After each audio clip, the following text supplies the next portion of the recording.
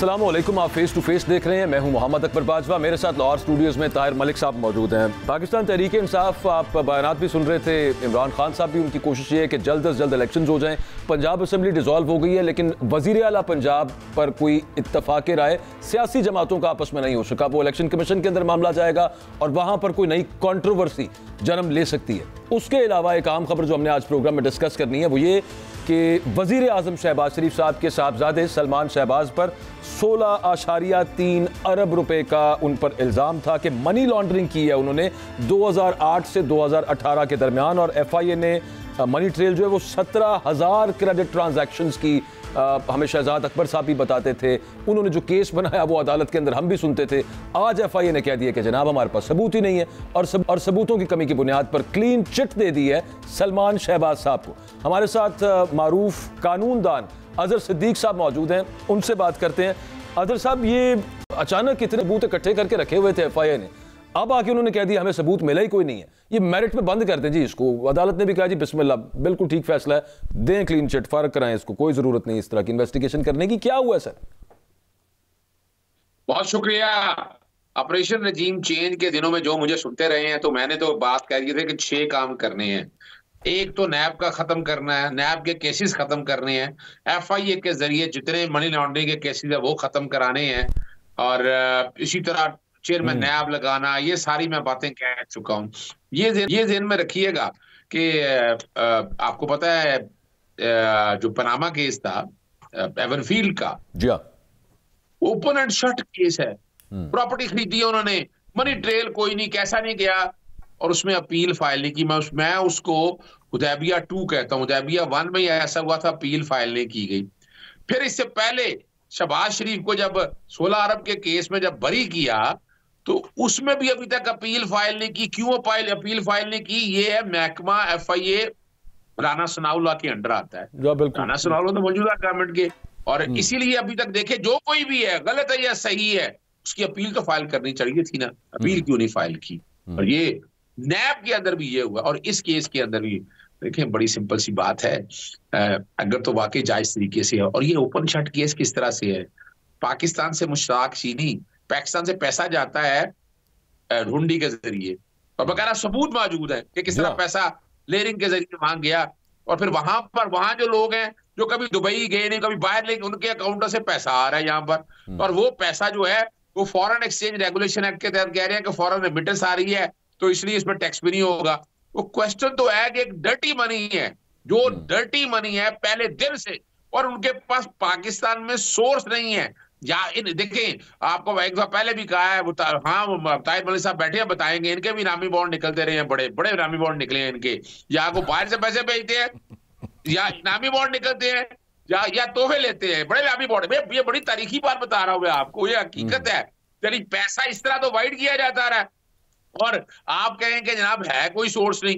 एक मिसाल के तौर पर अजहर सिद्दीक जो है, कल एक स्मगलर, मैं वैसे मजाक कर कह रहा हूँ, स्मगलर ना बता दीजिएगा मुझे, अजहर सिद्दीक वकालत भी करता है, स्मगलिंग भी करता है। स्मगलिंग से जो पैसा आता है वो डिक्लेयर कर देता है कि जनाब ये स्मगलिंग का पैसा है। अब क्या, जो स्मगलिंग का पैसा है वो वाइट तो हो जाएगा चले, लेकिन क्या वो जो जुर्म है वो जुर्म खत्म हो जाएगा? भाई यहाँ मनी लॉन्ड्रिंग का जुर्म प्रेडिकेट ऑफेंस के हवाले से, और प्रेडिकेट ऑफेंस जो आर्ग्यूमेंट अजहर साहब वो शुरू से यूज करते हैं अपने हक के अंदर, वो ये है कि जी रेमिटेंस है, तो इस पे तो आप पूछ ही नहीं सकते कि कहां से आई है, कैसे आई है, तो हमें इस पे ना पूछा जाए। ये आर्ग्यूमेंट शुरू से उनके वकला का रहा है, उनका शरीफ फैमिली का भी रहा है। मैं अकबर साहब, मैं बता देता हूँ, बुनियादी तौर पर आपको याद होगा, ये फॉरेन एक्सचेंज रेगुलेशन एक्ट 1997 में बनाया गया था, और ये एवनफील्ड वगैरह ये सारे उन दिनों खरीदे गए, और खरीद के जो मान लें, वो देखें, वो टैक्स से एग्जम्पशन मिलेगी। मैं फिर क्लियर करता चलूं, वो टैक्स से तो एग्जम्पशन मिल जाएगी कि टैक्स दे दिया आपने, लेकिन सवाल है कि जो एक करप्शन या करप्ट प्रैक्टिसेस या आपने नाजायज जरिए से वो पैसा हासिल किया, वो तो उस जुर्म के तहत, उस कानून के तहत जुर्म है। सवाल ये नहीं है। अब जैसे मैंने आपके सामने बताया, चले मैं करप्शन करता हूं, मैं करप्शन करके डिक्लेयर कर देता हूं, चाचा, तो क्या डिक्लेरेशन से पैसा टैक्स देने से अपनी एग्जांपल दें, कभी आप स्मगलर बन जाते हैं, कभी आप करप्शन कर रहे हैं, हमें किसी ने निकाल देना आउट ऑफ कॉन्टेक्स्ट आपका ये सारा। थोड़ी एक छोटा सा मलिक साहब, एक एक एक मुझे टेक्निकल चीज ये बताइएगा कि एफआईए ने तो यहां पे कह दिया कि भाईजान सबूत नहीं है, बंद करें केस। उन्होंने कहा लें जी क्लीन चिट, साइड पे करें केस को, फर्क करें, क्यों टाइम वेस्ट कर रहे हैं हमारा। दूसरी तरफ नैब के अंदर भी यही वाला मामला है, तो क्या वहां पे अब नैब भी यही कहेगी कि जनाब उधर सबूत नहीं मिले, इधर किधर से मिलेंगे, इसको भी यहां पे बंद करते हैं, या फिर नैब कोई हल्की फुल्की थोड़ी सी एक क्या उसको कहते हैं सेम्बलेंस रखने के लिए कि हम कुछ गैर जानिबदार हैं अपने तौर पर तहकीक करने की कोशिश करेगी? आपकी रीडिंग क्या है? वो भी ऐसे बंद कर देंगे फिर आगे? देखिए, मैं बड़ी क्लैरिटी के साथ बता दूं आपको, चेयरमैन नैब आफ्ताब सुल्तान साहब की तैनाती किसने की है? शहबाज शरीफ साहब ने, बिल्कुल। और शहबाज शरीफ राजा रियाज साहब ने, राजा रियाज और शहबाज शरीफ ने कंसल्टेंसी राजा रियाज के साथ, तो आप अंदाजा लगा लेना। इस वक्त दोनों बड़ी सियासी जमातों के ये केसेस हैं, तो ये लाया इसलिए किया। मैं अब चैलेंज करता हूं आपके चैलेंज के हवाले से। इन्होंने अभी फराज शहजादी के अगेंस्ट कोई इंक्वायरी शुरू की, मैंने पूछा, मैंने कहा बता दें, और मैं खत लिख रहा हूं उनको, ज्यूरिसडिक्शन, यानी एक तरफ ओपन एंड शट केसेस और वहां कुछ नहीं है करने के लिए। वो क्या है जनाब, वो प्रॉपर्टी का काम करते हैं, भी प्रॉपर्टी का काम करते हैं, कौन सा जुर्म है इस हवाले से। और दूसरी तरफ ये है कि यहाँ ये सारी चीजें रिकॉर्ड के ऊपर अवेलेबल है। पूरी कोशिश कर ली इमरान खान पे डायरेक्ट और इनडायरेक्ट तरीके से, कोई एक चीज दिखा दे कि जो सामने आई। तो शाखाना में आपने देख लिया कि जब वो वाला मामला आया और वो जब अपनी दफा बात आई तो वो डिस्क्लोज कर दिया। जब मैंने सारे डिटेलें मांगी, हाईकोर्ट ने कहा लेके आए 1947 से आपके, वो 2015 का एक नोटिफिकेशन ले आए कि जनाब ये तो सीक्रेट है, मीडिया हाइपो होगी। और जब अदालत ने पूछा कि मैंने सवाल किया, मैंने कहा इमरान खान साहब के कहां से निकाल दिए? वो आपने, वो किसी ने लीक कर दिए। भाई लीक कर दिया, कोई आपने एक्शन लिया? तो यहाँ ये सिर्फ इतना है, थोड़ा कड़वा थोड़ा हपअप तू नहीं चल सकेगा। बड़ा सिंपल सा मामला ये है। आपने जो अपना तजिया दिया, मुझे उसमें एक बात समझ नहीं है। आपने कहा जी कि FIA का जो अकबर ने सवाल किया, आपने कहा वो वजीर दाखिला तो वो मुस्लिम लीग नून का है, तो ये होगा। तो आप क्या पाकिस्तान के आइन की तौहीन नहीं कर रहे? मेरा आइन तो ये कहता है कि जो इदारे हैं उनका कोई ताल्लुक नहीं कि हुज़ हू, कौन वजीर आज़म है, कौन सी जमात है। इदारे तो परमानेंट होते हैं। तो ये क्या ये 2023 में इस तरह भी रियासतें होती हैं? ओहो ताहिर मलिक साहब, यही तो तकलीफ है। किसी वक्त भी आपको अगर इनका टेलीफोन का डाटा रिकॉर्ड निकाला तो आपको समझ आ जाएगा, आपको पता चल जाएगा कि कौन किस तरह लगाता रहा, किस तरह ये सारा कुछ होता रहा। ये ऐसे थोड़ा होता है काम। और ये तो और मैं मिसाल के तौर पर एक वजीर हूं और नीचे मैं फर्ज करें मैं DG लगना है, तो मैंने फिर DG तो इसी तरह लगना है ना कि सिफारिशों से, मैंने डायरेक्टर लगना है। और आपको पता है पैदा बड़ी है सारे कामों के अंदर।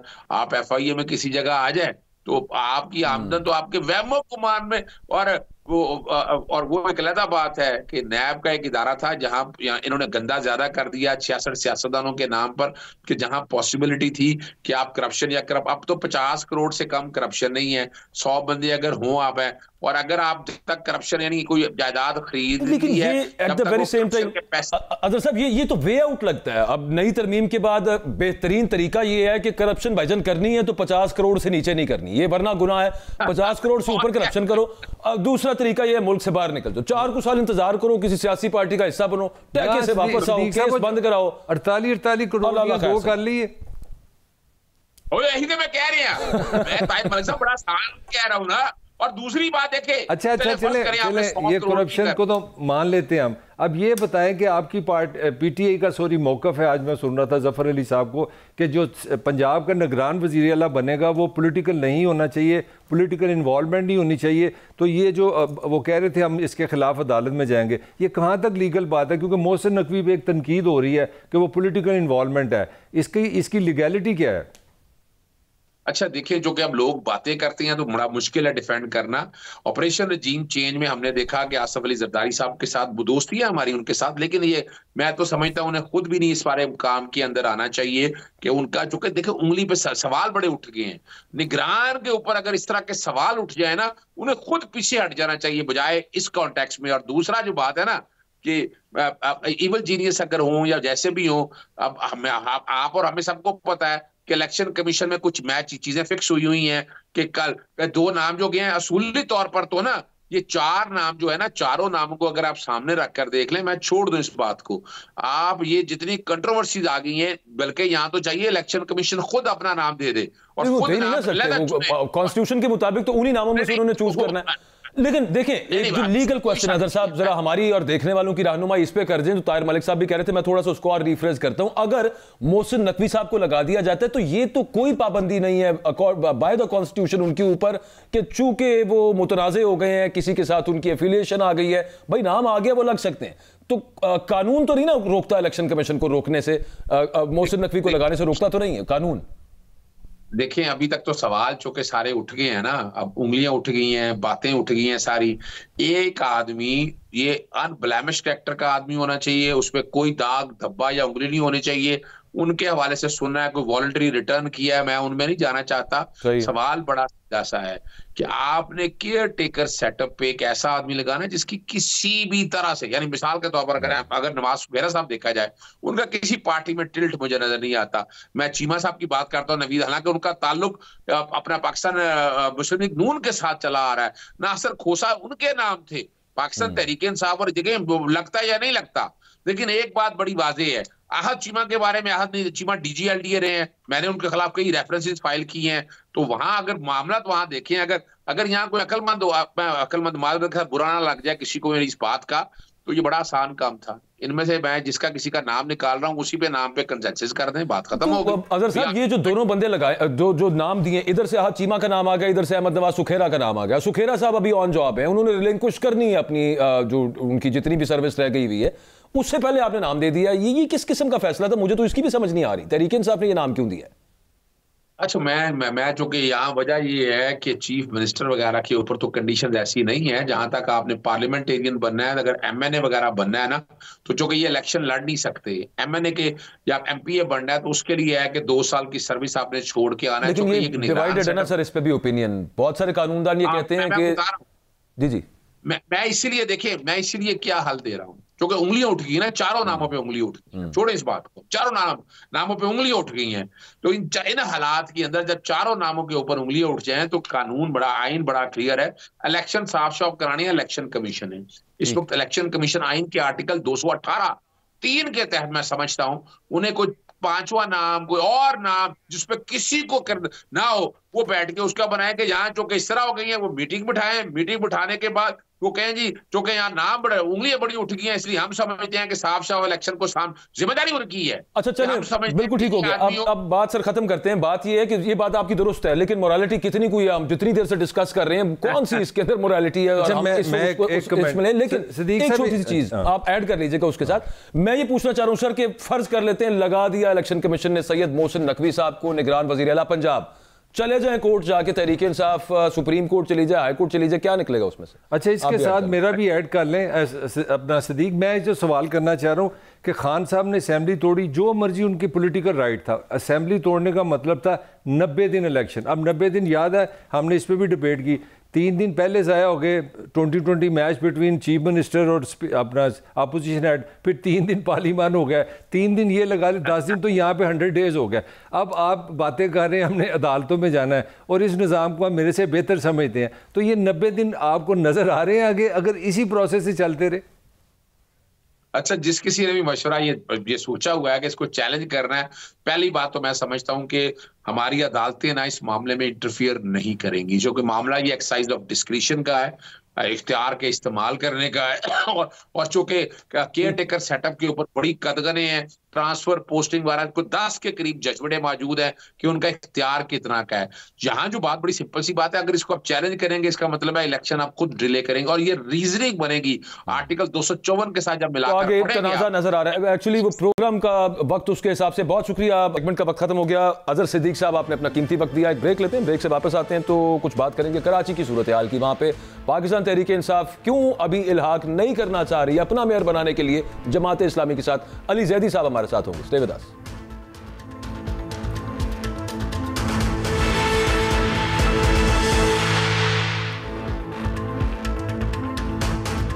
Welcome back.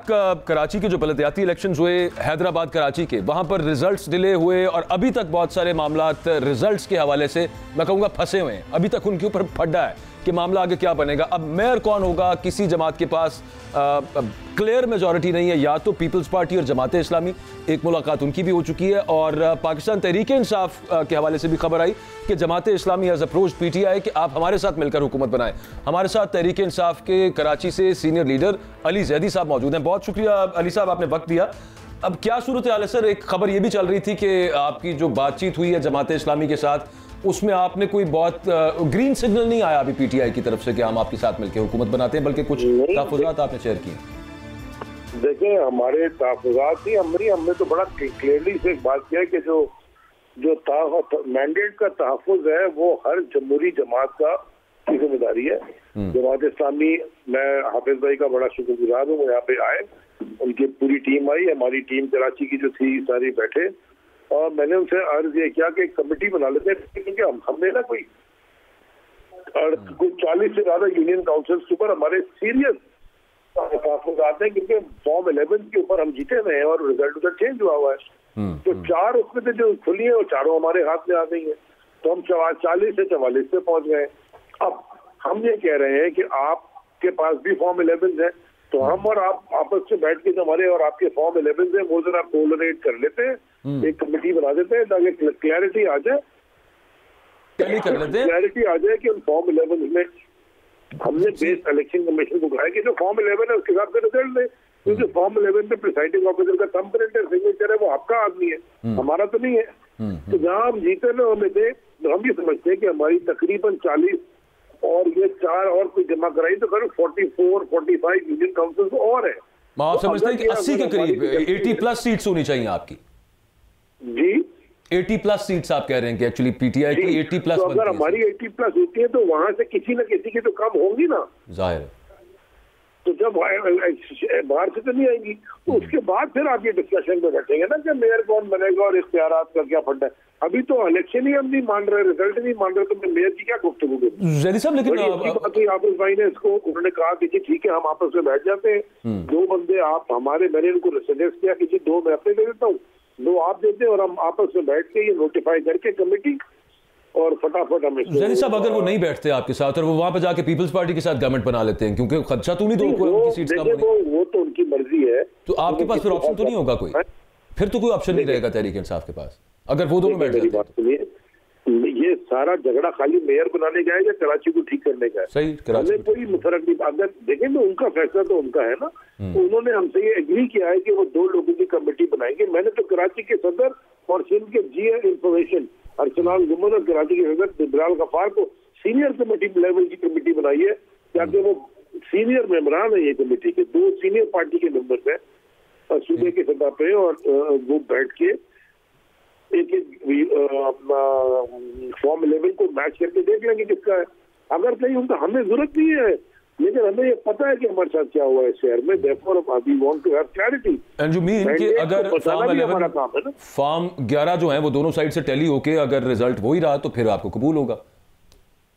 बिल्कुल ठीक है, बिस्मिल्लाह करें तो सही। अच्छा जैदी भाई, मैं तो एक जो कमेंट चाह रहा हूँ आपसे कि यहाँ पे पिछले 5 साल जो MKM के मेयर साहब रहे, उनका कंसिस्टेंट एक ही पूरी जमात का पॉइंट था कि जी हमें पीपल्स पार्टी फंड ही नहीं देती।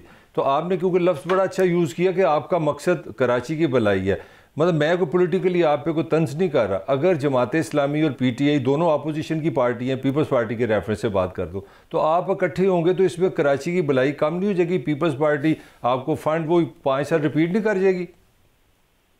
देखिए, आपने बड़ा अच्छा सवाल पूछा।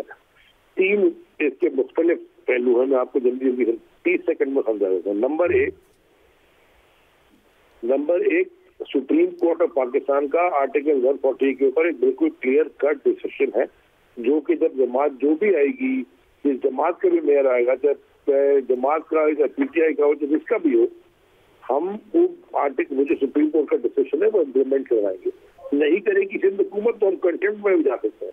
तो एक सुप्रीम कोर्ट का डिसीजन आएगा। नंबर 2, ये कोई कानून, कोई ना कोई इख्तियारात उनके पास काफी सारे होते हैं, ये नहीं है कि कोई भी इख्तियार नहीं है, बहुत तरीके हैं काम करने के, और वो MKM ने तो काम करना ही नहीं था, उन्होंने तो माल बनाना था, वो तो आज भी यही करते हैं। तो देयरफॉर उनकी बात को तवज्जो ना दी जाए। नंबर 3, जब आपके पास क्रेडिबल लोग ऊपर बैठे होते हैं, बहुत लोग प्राइवेट एंटरप्राइज के बहुत मिलकर आप बहुत कुछ काम कर सकते हैं शहर में, पूरी दुनिया में ये इस तरह का ही फॉर्मूला चलता है, कोई तो इसमें प्रॉब्लम नहीं होता।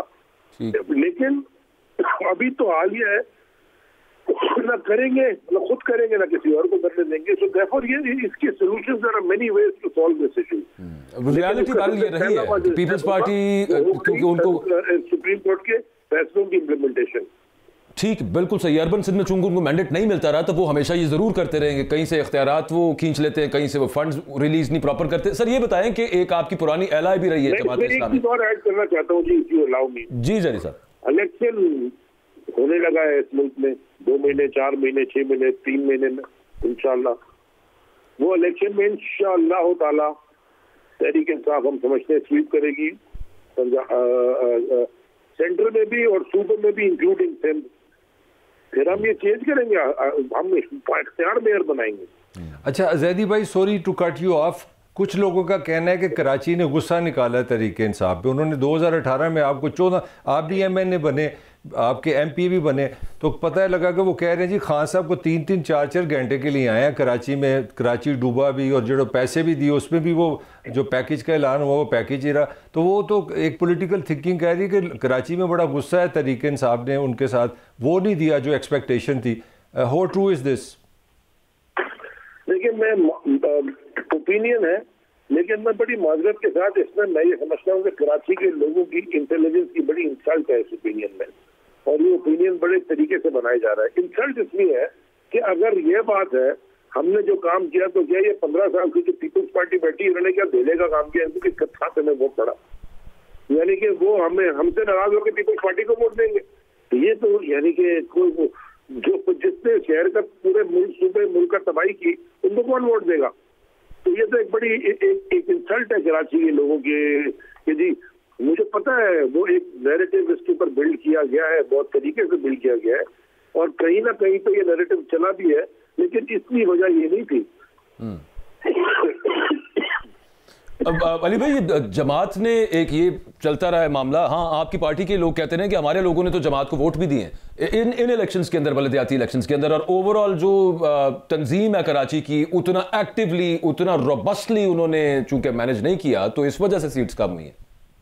देखिए जमात इस्लामी की तंजीम या जमात इस्लामी की जो मार्केटिंग प्लान था ना वो हमसे बेहतर था, और उनके पास फंडिंग भी हमसे बेहतर थी, जहां से भी थी जैसे भी थी, फंडिंग भी हमसे बेहतर थी, प्लान भी हमसे बेहतर, उनकी मार्केटिंग स्ट्रेटजी भी हमसे बेहतर थी। मैं तो ये समाज की बात आप देखें ना, जब आप ये बात करके PTI पे लगाते हैं तंजीम, तो मैं पूछना चाहता हूँ कि पीपल्स पार्टी की कौन सी तंजीम है? हमारा और जमात का मौका आज एक ही था, उनकी भी यूसियां बहुत सारी कम हुई है, हमारी भी, उनको मैंडेट मिला, उन्होंने अच्छी मार्केटिंग की, लेकिन हम फिर भी समझते हैं कि हम बड़ी जमात बन के सामने आए थे, हमारा मैंडेट चुराया गया, हमारा इलेक्शन पीपल्स पार्टी से था ही नहीं, हमारा इलेक्शन सिर्फ हुकूमत के खिलाफ लड़ाई थे, और वो पूरी स्टेट मशीनरी इस्तेमाल की गई। लास्ट क्वेश्चन सर, एक आपकी एलआई भी रही है जमात इस्लामी से पहले, नेशनल टेंडेंसी है शायद आप लोगों के साथ उनका ज्यादा अच्छा एक कॉम्बिनेशन बन सकता है, but at the very same time आपका जाती हंच क्या है, वेयर वुड दे गो जमात इस्लामी वाले? वो पीपल्स पार्टी के साथ ज्यादा इंटरेस्टेड होंगे इल्हाक करने में, साइटिंग द रीजन जो ताहिर मलिक साहब कह रहे थे कि वहां पे इख्तियार और पैसा ज्यादा बेहतर मिल सकेगा? मेरा नहीं ख्याल, जमात इस्लामी को भी पता है इस बात का बखूबी इल्म है कि 2-3 महीने के बाद इलेक्शन होगा, और इलेक्शन में हम ही आएंगे, तो वो 2-3 महीने तो अभी लगने हैं ना, मेयर तो कल नहीं बनना, अभी तो वो 13 जो 11-12 यूसीज है जहाँ इलेक्शन नहीं हुआ उसमें इलेक्शन होना है, उसके बाद फिर रिजर्व सीट का इलेक्शन होना है, उसके बाद फिर हाउस कोड होगा, तो 2-2.5-3 महीने तो बाकी है अभी। तो वाई वो जमात इस्लामी इतनी जल्दी में पता नहीं क्यों सब मेयर बना देंगे। लेकिन जैदी साहब जमात इस्लामी ये तो सोच सकती है किसी भी हाल में तहरीक इंसाफ किसी भी हाल में जरदारी माफिया ठीक सर, जमात इस्लामी ये तो सोच सकती है कि पाकिस्तान के अंदर तहरीक इंसाफ की गवर्नमेंट बन जाए, क्या जमात इस्लामी ये भी सोच रही होगी कि सिंध के अंदर भी तहरीक इंसाफ की गवर्नमेंट बनेगी अगली दफा? उनको नजर आ रहा है जी, वो भी काम करते हैं, उनको नजर आ रहा है कि सिंध के अंदर भी जो वेव है, जब नवाब शाह में 24,000 मेंबर बन सकते हैं 2 दिन में, तो पूरे सिंध में एक वेव है इंशाल्लाह। अच्छा बना के देखिए जैदी भाई, आपके काफ़ी तहफ़्फ़ुज़ात हैं, इलेक्शन कमीशन पे काफ़ी क्रिटिसिज्म भी हुआ है, तो आप इजी फील करते हैं? आपका कहना है कि 2-3 महीने में मुल्क में इलेक्शन होने वाले हैं, तो आप इस कंडीशन में आप इलेक्शन में कंफर्टेबल चले जाएंगे इसी कल्चर में, इसी कमीशन के होते? हम तो जो आज इलेक्शन हुआ था पता सभी कंफर्टेबल नहीं थे, हमारे तहफ़्फ़ुज़ात थे, लेकिन इलेक्शन में तो जाएंगे ना। देखिए पॉलिटिकल जमातें इलेक्शन से नहीं भागती, पॉलिटिकल पार्टीज इलेक्शन में हिस्सा लेती है इर्रिस्पेक्टिव ऑफ द फैक्ट कि कोई इनके तहफ़्फ़ुज़ात हो। हमारे बहुत सारे तहफ़्फ़ुज़ात थे, हमने लिख के होते गए देते गए, लेकिन हम इलेक्शन में जरूर जाएंगे। ठीक है, बहुत शुक्रिया, थैंक यू वेरी मच, आपने अपना वक्त दिया। अली जैदी साहब हमारे साथ मौजूद थे। एक ब्रेक लेते हैं, ब्रेक आते हैं तो कुछ मुल्क की मईशत की बात करेंगे। अब वो $1 मिलियन क्वेश्चन, पाकिस्तान डिफॉल्ट तो नहीं कर जाएगा? ऑयल कंपनीज की एलसीज नहीं खुल रही, तेल पाकिस्तान में आगे अगर नहीं आएगा, कम होगा, राशनिंग करनी पड़ेगी। इतना आसानी से अगर सिर्फ तेल ही अवेलेबल ना हो तो बहुत सारी चीज़ें उसके साथ और अफेक्ट होती हैं। हमारे साथ डॉक्टर हफीज पाशा साहब होंगे, स्टे विद अस।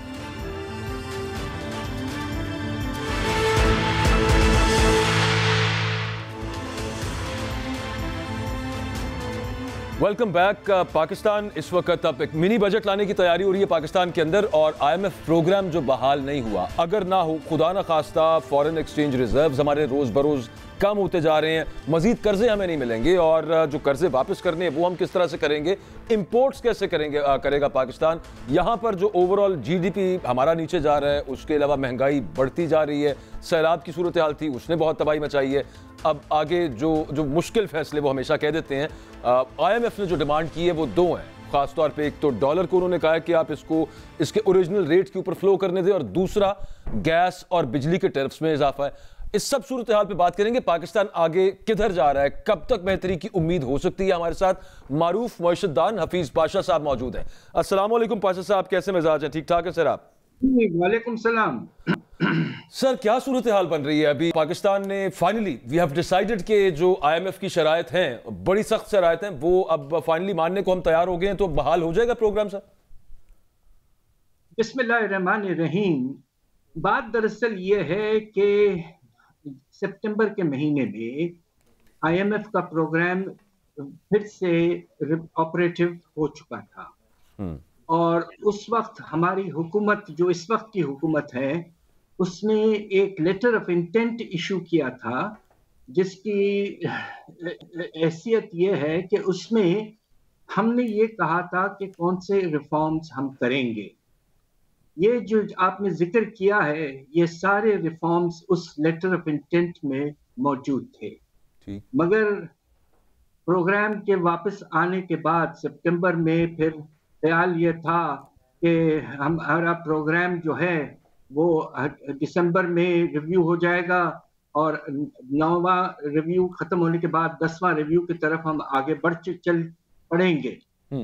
मगर अफसोस की बात यह है कि हालांकि कमिटमेंट किया था लेटर ऑफ इंटेंट में हुकूमत ने कि market determined exchange rate policy अख्तियार करेंगे, दूसरा मुनासिब इजाफा करेंगे गैस के बिजली के निर्खों में ताकि सर्कुलर डेट कम हो, और ये पूरी कोशिश होगी कि पेट्रोलियम लेवी 50 रुपए फी लीटर तक पहुंच जाए ताकि रेवेन्यूज में इजाफा होता रहे। मगर ये 3 चीजों में गवर्नमेंट पीछे हट गई है, और इसकी वजह से तकरीबन 1.5 महीने से ज्यादा डिले हो चुका है IMF प्रोग्राम के रिव्यू में। और उसकी पॉलिटिकल कॉस्ट थी ऑब्वियसली, इस वजह से उन्होंने वो तमाम जो पहले इंटेंट जाहिर की थी वो उन्होंने इंप्लीमेंट नहीं किया। डॉक्टर साहब, डॉलर की कीमत क्या होनी चाहिए? कि आपके ख्याल में मार्केट रेट क्या है? वैसे तो इंटर मार्केट में 270-75 तक चला जाता है, अगर फ्री फ्लोट करने दे या नेचुरली फ्लोट करने दे पाकिस्तान, तो ये कहां तक जाएगा? और at the very same time उससे तो महंगाई और नहीं बढ़ जाएगी सर? बात दरअसल ये है कि जो पॉलिसी हुकूमत ने इख्तियार किया पिछले कुछ महीनों से, खास तौर पे सितंबर के बाद, आपको याद होगा सितंबर के महीने में रुपए की कदर जो है वो गिर के 240 रुपए फी डॉलर हो चुकी थी। उसके बाद में जब चेंज आया हमारे फाइनेंस मिनिस्टर्स में, तो पॉलिसी में वाज़े तौर पर तब्दीली आई है। बिल्कुल। और अब एक्सचेंज रेट को इस्तेमाल करने के बजाय गवर्नमेंट ने और स्टेट बैंक ने यह पॉलिसी इख्तियार किया कि एलसीज को फिजिकली रोका जाए। ये दरअसल बड़ी नामुनासिब पॉलिसी है, इसलिए कि ये बहुत आर्बिट्ररी और डिस्क्रेशनरी है, और इसके नतीजे में हमारा सनती पैदावार को बहुत बुरी तरह से मुतासिर किया है, non availability of raw materials and intermediate goods. अब आप ये देखिए कि सनती पैदावार 3.5% कम हो चुकी है पहले 5 महीने में।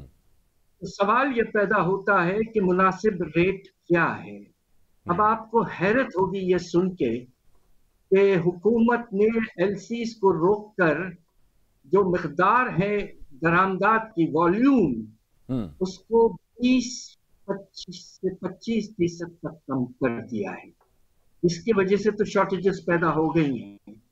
अगर वो इसी तरह की कोशिश करते कि दरामदात में कमी आए एक्सचेंज रेट के थ्रू, तो एक्सचेंज रेट को हद से ज्यादा गिराना पड़ता है।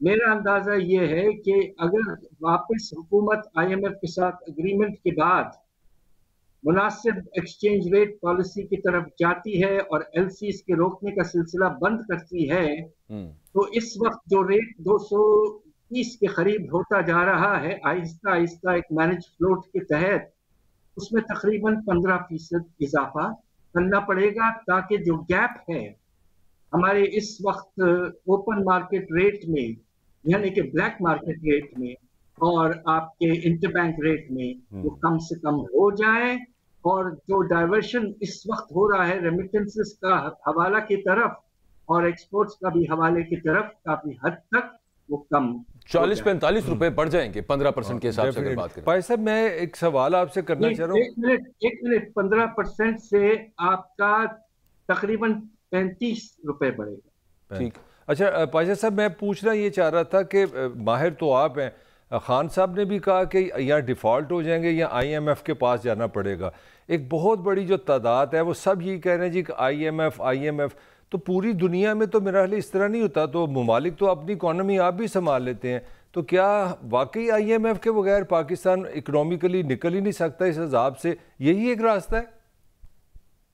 दरअसल बात यह है कि जो पिछले आईएमएफ प्रोग्राम्स थे, हम 22 प्रोग्राम में जा चुके हैं। बात दरअसल ये है कि ये प्रोग्राम की इसलिए अहमियत ज्यादा है कि पहली दफा हमारी फाइनेंशियल पोजीशन इस हद तक खराब हो चुकी है। अब आपको हैरत होगी सुन के ये बात कि जुलाई से दिसंबर तक जो नए कर्जे आए हैं पाकिस्तान में और इन्वेस्टमेंट, वो रीपेमेंट से कम है। पहली दफा पाकिस्तान के तवाज़ुन अदायगी में फाइनेंशियल अकाउंट में मनफी है। ठीक, ये 20 साल से ऐसा नहीं था। तो आप सोचिए कि बाहर से लोग पाकिस्तान को पैसा देना या लेंड करना नहीं चाह रहे। अब इस सिचुएशन में IMF is globally known as lender of the last resort.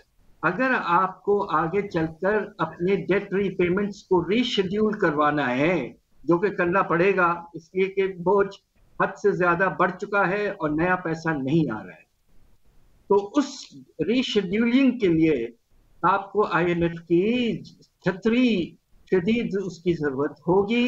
उसके बगैर दूसरे जो आपके लेंडर्स हैं वो मानेंगे नहीं। आईएमएफ की छतरी आपको अगले कुछ महीनों में जरूरत होगी अगर आप डेट रीशेड्यूलिंग की तरफ आगे बढ़ते हैं। तो डॉक्टर साहब इसका मतलब है कि ये जो स्टेटमेंट है कि अगर आईएमएफ की तरफ हम नहीं जाते तो डिफॉल्ट यकीनी है, ये सही स्टेटमेंट है? ये खुदा न खास्ता है, ये काफी हद तक सही। अच्छा डॉक्टर साहब, एक आर्ग्यूमेंट आता है, पता नहीं वो कितना सीरियस है, लेकिन वो काफी वाइडली उसके ऊपर भी बात हुई है, वो आप बेहतर बताएंगे कि दुरुस्त बात है कि नहीं। वो कहते हैं कि जनाब डिफॉल्ट हो जाए पाकिस्तान, इसमें एक तरह से भलाई है पाकिस्तान की कि अमेरिका के तसल्लुत से पाकिस्तान निकल आएगा। चीन और रूस ने यह मशवरा दिया, ये बात दुरुस्त है क्या? देखिए ये बहुत खतरनाक स्ट्रेटजी है। आप एक मुल्क का मैं आपको एग्जांपल दे देता हूँ, श्रीलंका जो हमसे बहुत करीब है और जिसकी फी कस आमदनी हमसे 2 गुना है, उसके बावजूद वो डिफॉल्ट कर गए अप्रैल के महीने में पिछले साल। उसके बाद क्या हुआ? उसके बाद तकरीबन हर चीज की कमी हो चुकी है। वहां कोई तेल मौजूद नहीं, खाने पीने की अशिया की सख्त कमी है। और जब उन्होंने डिफॉल्ट डिक्लेयर किया था उसके फौरन बाद पब्लिक एजिटेशन हुआ और प्राइम मिनिस्टर साहब के घर तक को जला दिया गया। तो सोशल इंटरेस्ट की गुंजाइश पैदा होती है। आज पोजीशन ये है तकरीबन 7-8-9 महीने के बाद कि श्रीलंका में अफरात-ए-ज़र की रफ्तार 61%। शब्बर जैदी साहब कहते हैं हफीज पाशा साहब, नमू -8%। इन हालात में आप बताइए कि पाकिस्तान के अवाम का क्या हशर हो सकता है। अच्छा पाशा साहब, यहीं पे मैं जो अब आजकल मैं पढ़ रहा था कि को तकरीबन 32% अफरात-ए-ज़र की शरह है। मेरा आपसे सवाल है, आम आदमी को तो, हम जैसे को तो गर्ज नहीं कि IMF के पास जा रहे हैं, नहीं जा रहे, डिफ़ॉल्ट हो रहा है, उस बेचारे के लिए क्या खबर है? ये 32% जो महंगाई है, इसका कोई स्कोप है ये खड़ी हो जाए या कम हो जाए या कंट्रोल हो जाए? कोई ऐसा मैजिक है? कैसे हो सकता है? और इसके लिए एक फंडामेंटल स्ट्रेटेजिक डिसीजन लेना है आपको, और वो क्या है? हमारे जो मुल्क के अमीर तबका है, टॉप 1% और शरफा जिसे हम कहते हैं एलीट, बेशुमार मरात उनको पिछले 75 साल से मिल चुके हैं। अंदाजा हमारा यह है कि मैंने अभी एक रिपोर्ट भी लिखी थी, ह्यूमन डेवलपमेंट रिपोर्ट UNDP की पिछले साल की, जिसमें हमने ये साबित किया है कि जो मरात हमने पाकिस्तान के अमीर तबके को दिए हैं वो तकरीबन 2000 अरब हैं। अब वक्त आ गया कि वो वापस लें। ये सर सालाना है? सालाना। और अगर आपको मुल्क को चलाना है तो ये 2000 अरब के मरात आप वापस लें और इसमें से आधा हिस्सा जो है बजट खसारे को कम करें और डेवलपमेंट के खर्चों पे ले जाएं, और हर साल 1000 अरब के टारगेटेड सब्सिडीज एंड ट्रांसफर्स आवाम को करें। मैं एक छोटा सा एग्जांपल दे देता हूं, आप मुनासिब समझे तो। जी प्लीज। एग्रीकल्चरल इनकम टैक्स हमारे मुल्क के सबसे बड़े जमींदार देते हैं। उनकी सालाना आमदनी 1000 अरब के करीब है, खींच खांच के वो मुश्किल से 3 अरब देते हैं। 3 अरब। और दूसरी तरफ यस, और खाने पीने की अशिया पर 17% टैक्स लगाया पिछली हुकूमत ने, चीनी पर और घी पर। कितना रेवेन्यू उठाते हैं हम इन दो खाने पीने की अशिया जिसका बोझ अवाम पे पड़ता है? 110 अरब अवाम पर खाने पीने की टैक्स लगाई, और सबसे अमीर जमींदारी तबका जो है उससे रेवेन्यू नहीं ले पा रहे हैं आप। तो ऐसा निजाम तो चल नहीं सकता। It is not sustainable. The time has come for a big big change. दुरुस्त। अच्छा, एक और चीज़ जो बड़ी चेंज हुई है, यहाँ पे फ्रेंड्स ऑफ पाकिस्तान से पैसे शैसे मांग के मामला हम कर लेते थे, उसमें एक बहुत बड़ा फ्रेंड पाकिस्तान का सऊदी अरेबिया है, और उनकी पॉलिसी स्टेटमेंट जो उनके फाइनेंस मिनिस्टर की आई है कि अब ये गैर मशरूत मदद करने वाला, कर्जे देने वाला ये सिलसिला भाईजान हमने बंद कर दिया है पाकिस्तान के साथ। ठीक है, अनाउंसमेंट्स उन्होंने की है कि यहाँ पे इन्वेस्टमेंट होगी, आपके रोल ओवर्स भी मिल जाएंगे, लेकिन कुछ करना पड़ेगा। तो ये क्या गिव एंड टेक चाह रहे होंगे डॉक्टर साहब पाकिस्तान के साथ? एक बात मैं कह दूं आपसे कि पाकिस्तान की पॉलिसी में थोड़ी सी कंसिस्टेंसी कम इस लिहाज से है कि हमारा biggest sources of oil supplies में सऊदी अरेबिया है, और सऊदी अरेबिया ने आपको डिफर्ड क्रेडिट फैसिलिटी भी दी है 1.2 अरब डॉलर की। अब आप रशिया की तरफ जा रहे हैं तो आपका ख्याल यह है कि अगर 30% तेल आप वहां से लेंगे तो सऊदी अरेबिया खुश होगा? सही। तो मैं इसके आगे कुछ इस बारे में अच्छा, इसका वैसे लेकिन इसकी काउंटर साइड ये कि अगर रशिया से पाकिस्तान को तेल सस्ता मिल जाए, बहुत ज्यादा नहीं लेकिन 30% का भी डिफरेंस अगर हो तो डॉक्टर साहब कुछ तो फायदा होगा ना पाकिस्तान को? यकीनन होगा, मगर आप ये सोचिए कि अमेरिका जो है IMF पे बैठा हुआ है, सबसे बड़ा IMF का बोर्ड मेंबर है। वो हमसे ऑलरेडी इस बात पे नाराज है कि हमने चाइना के साथ रिश्ता बड़ा स्ट्रॉन्ग कायम किया था, जो आजकल थोड़ा कम हो गया है, उस पे नाराज। अब आप रशिया की तरफ जाएंगे। इन हालात में मेरी गुजारिश ये है कि सोच समझ के फॉरेन रिलेशंस और इकोनॉमिक रिलेशंस को इस वक्त पाकिस्तान को कंडक्ट करना है, सोच समझ के आगे बढ़ना है। अच्छा पाशा साहब, थोड़ा सा पॉलिटिकल क्वेश्चन है। हमारे यहाँ जब भी कोई अपोजिशन होती है, चाहे वो इमरान खान साहब हो, नवाज शरीफ हो, शहबाज शरीफ हो, अपोजिशन में वो सारे कहते हैं बड़ी महंगाई है, बड़ी महंगाई है, लॉन्ग मार्च करते हैं, महंगाई मार्च करते हैं और कहते हैं जी हमें हुकूमत दे दें। और हुकूमत जब भी किसी को मिली है वो महंगाई बढ़ जाती है। तो क्या हमारी पॉलिटिकल पार्टीज़ के पास विजन नहीं है, मनसूबा बंदी नहीं है, कि या टीम ही नहीं है, या ये क्या, वेयर वी आर रॉन्ग?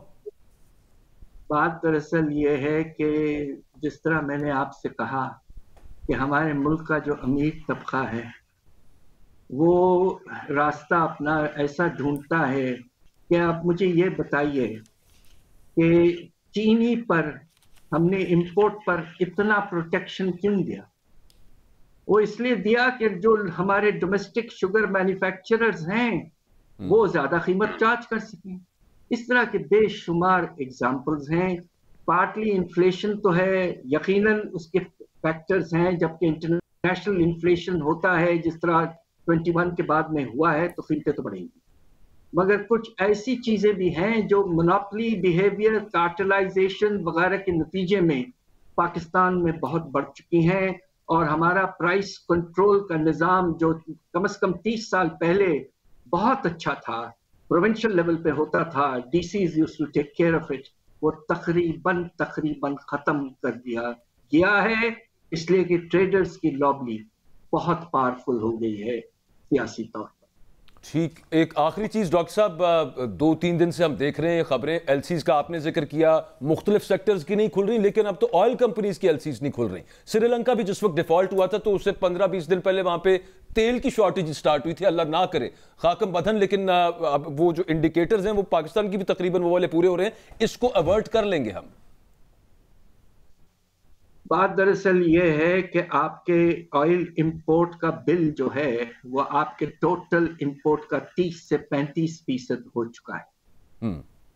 और आपने ये देखा कि पहले 6 महीने में हमने 20 से 25% इंपोर्ट कम कर चुके हैं क्वांटिटी में। तो शॉर्टेजेस तो एनीवे इसकी खतरा मौजूद था। अब जबकि पीएसओ एलसीज ओपन नहीं कर पा रहा है तो खतरा तो और बढ़ गया है।